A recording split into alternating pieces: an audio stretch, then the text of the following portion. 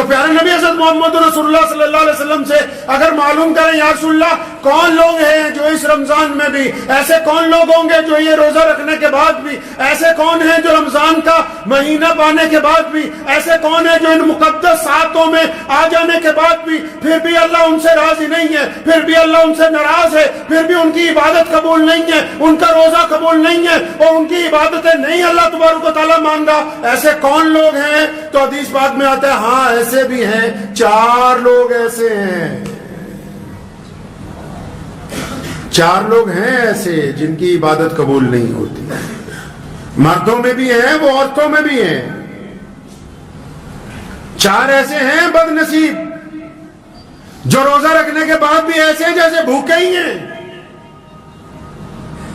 ایسے 4 ہیں جن کی اللہ تبارک و تعالیٰ کو بھوکا رہنا بھی پسند نہیں آیا، ایسے 4 ہیں جو روزہ رکھ کے بھی سجدہ کرتے ہیں خدا کو وہ سجدہ قبول نہیں ہے، ایسے 4 ہیں جو لوگوں کو صدقہ خیرات بانٹتے پھر رہے ہیں پھر بھی ان کی یہ ادا اللہ کو بھا نہیں رہی۔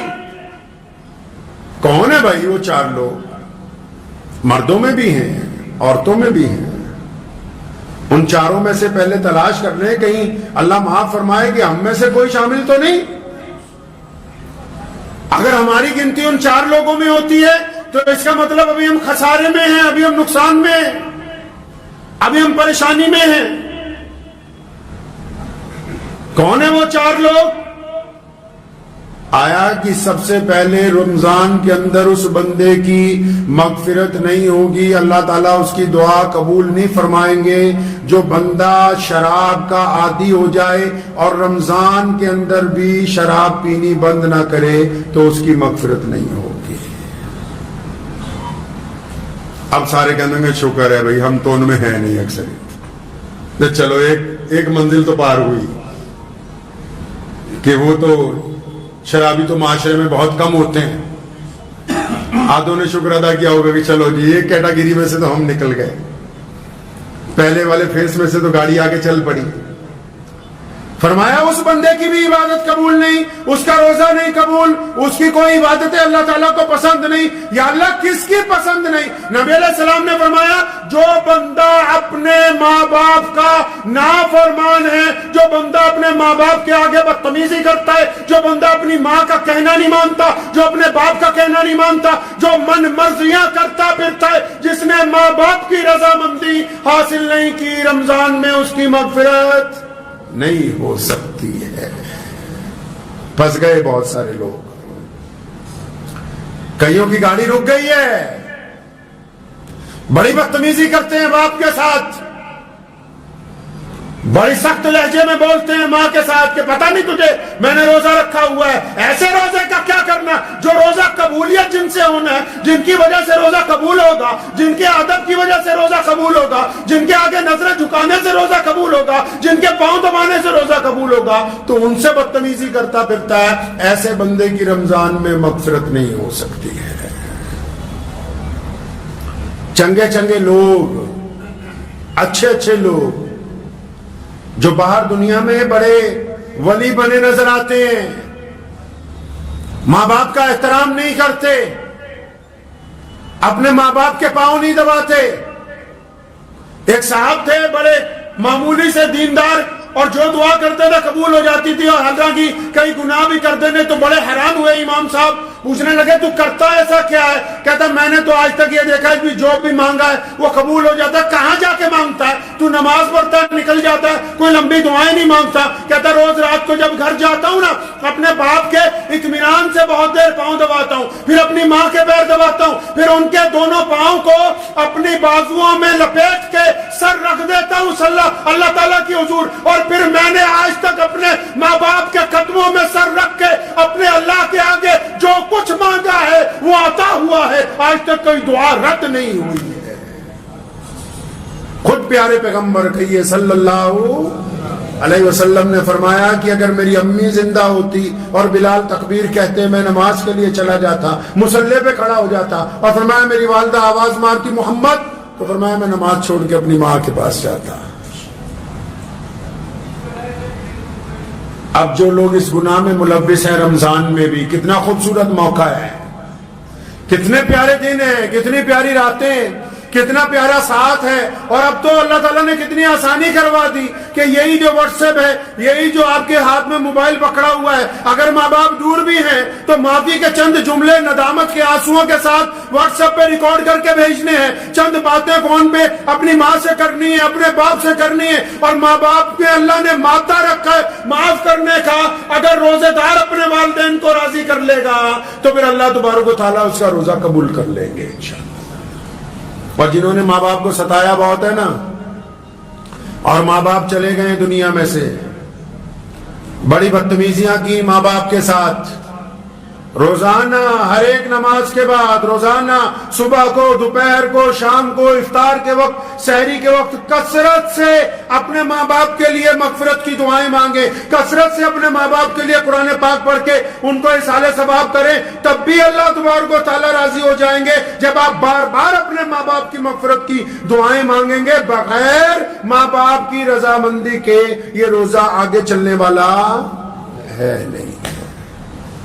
اب تیسرا بندہ بھی ہے بھائی، تیسرا بندہ بھی ہے جس کا کام پھنسا ہوا ہے.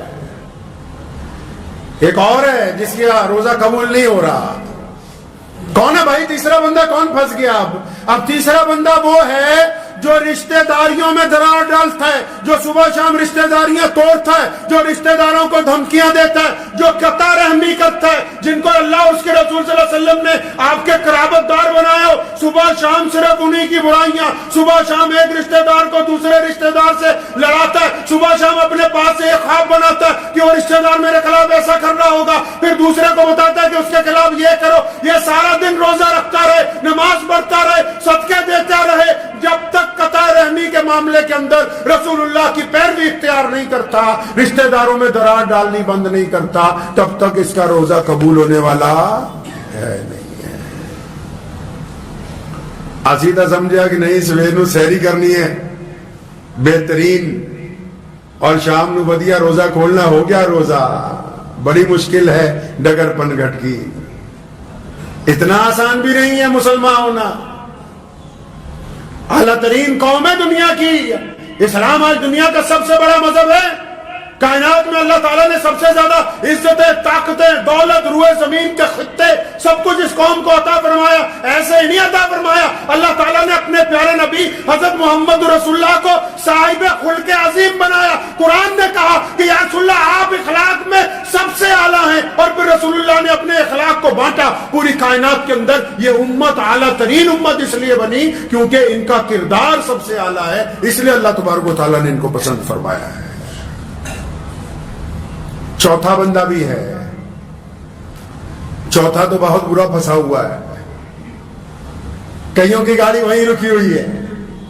چوتھا بھی ہے جس کا روزہ خراب ہو رہا ہے، جس کے روزے کے اندر خرابی ہے، جس کی مغفرت کا فیصلہ نہیں ہونے والا، جس کے سجدے قبول نہیں ہو رہے. چوتھا کون ہے یا اللہ؟ اللہ کے نبی صلی اللہ علیہ وسلم بتاتے ہیں چوتھا کون ہے یا رسول اللہ؟ کون ہے ایسا بندہ؟ ایک تو ماں باپ کا نافرمان ہے، ایک رشتہ داریاں توڑنے والا بھی ہے، قطع رحمی کرنے والا بھی ہے، شراب پینے والا بھی ہے. اب یہ چوتھا کون پھنس گیا؟ اچھے نمازی ہیں جو اس میں شامل ہیں.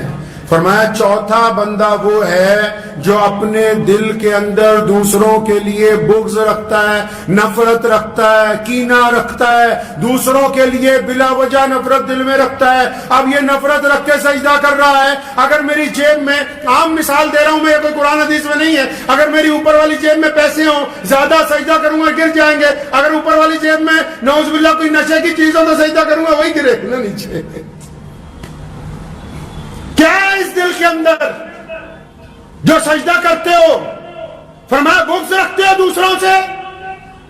دونوں صورتوں میں چغلی کو، غیبت کو، بہتان کو ایک ہی کیٹیگری میں محمد رسول اللہ نے رکھا. مان لیا کہ وہ بندہ شرابی ہے، مان لیا کہ اس بندے میں خرابی ہے، مان لیا چور ہے، ڈاکو ہے، عیاش ہے، بدماش ہے. لیکن اگر یہ بات تم اس کے منہ پہ کہتے اس کو برا لگتا کہ نہیں لگتا؟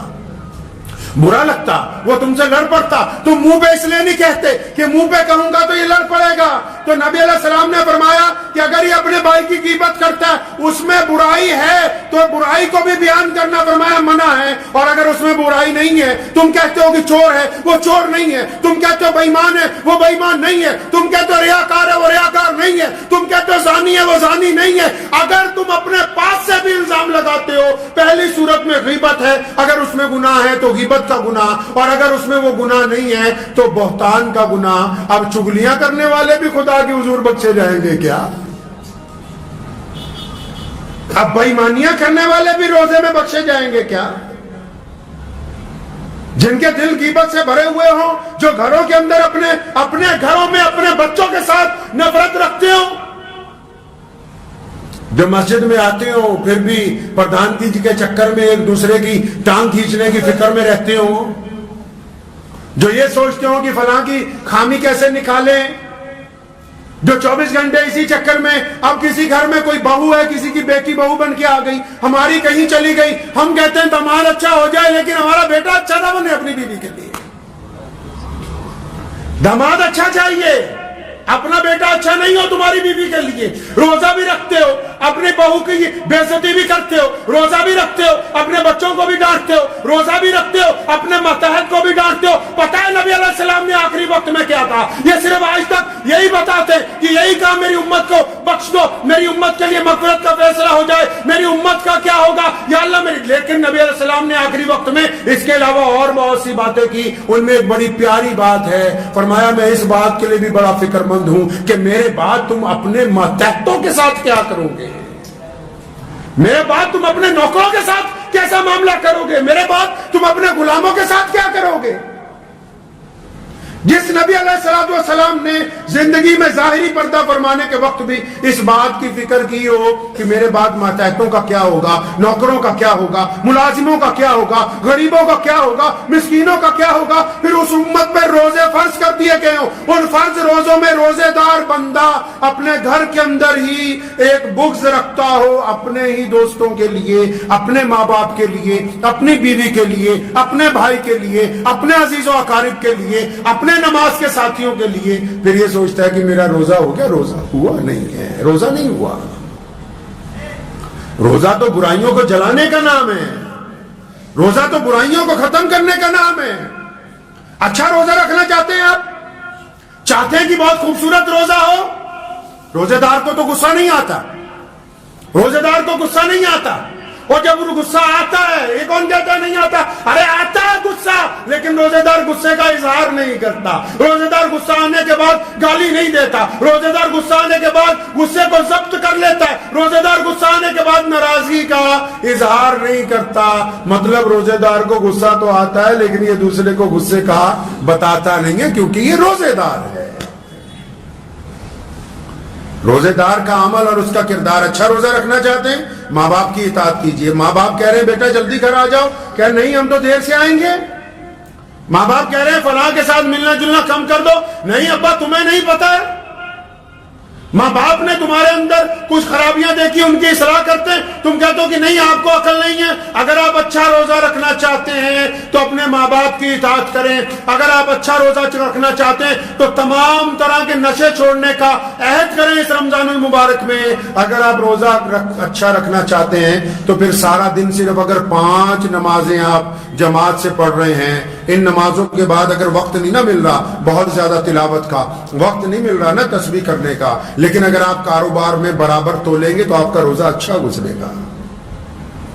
میرے والد صاحب شیخ اسلام مولانا حبیب الرحمان صاحب لدھیانوی رحمۃ اللہ علیہ، مجھے اچھی طرح یاد ہے کہ ایک مرتبہ گاڑیاں ہم لوگ ہر 1-2 سال بعد جب بدلتے ہیں تو ایک گاڑی فروخت کرنی تھی، تو ایک پروفیسر صاحب آ گئے یونیورسٹی سے، ان کو چاہیے تھی وہ گاڑی، تو اس کے ساتھ دفتر میں اندر بیٹھے تو فرمانے لگے کہ گاڑی کا تو معاملہ طے ہو گیا ہے، لیکن میں آپ کو بتا دوں چلتے چلتے فلاں چیز اس کی خراب ہو جاتی ہے۔ پھر تھوڑی دیر بعد کہنے لگے فلاں چیز اس کی بیٹری کی فلاں چیز خراب ہے تو وہ بھی رک سکتی ہے۔ تو 15 خرابیاں اس کو اپنی گاڑی کی۔ تو پروفیسر صاحب سردار جی تھے، ہنسنے لگے، کہنے مولانا صاحب گڈی بیچن نہیں بلایا کہ بجان نہیں بلایا دوسری نے؟ فرمایا نہیں، اس لیے بتا رہے ہیں تاکہ کل کو جب آپ یہ سامان لے جائیں، جب آپ یہ سامان لے جائیں گے اپنے گھر اور اس کی خرابیاں آشکار ہوں گی یہ تو نہیں ہے کہ اس کی خرابیاں آپ کو پتہ نہیں لگیں گی. پھر آپ کہیں گے کہ ایک مسلمان نے جھوٹ بول دیا, ایک امام نے جھوٹ بول دیا. پیارے نبی حضرت محمد رسول اللہ صلی اللہ علیہ وسلم نے ہمیں یہ طریقہ عطا فرمایا ہے کہ ہم مجبوریوں کا کاروبار نہیں کرتے, ہم جھوٹ کا کاروبار نہیں کرتے, ہم بے ایمانی کا کاروبار نہیں کرتے, ہم ٹھگی کا کاروبار نہیں کرتے. ہم کم کھا لیں گے لیکن عزت کی روٹی کھائیں گے. بے ایمانی کا کاروبار نہیں کیا جا سکتا. رمضان کا روزہ اپنے روزے دار کو اسی بات کا پابند کرتا ہے. بار بار چیز میں کوئی خرابی ہے بتا دو, کیا ہو گیا, 2 روپے کم ملیں گے.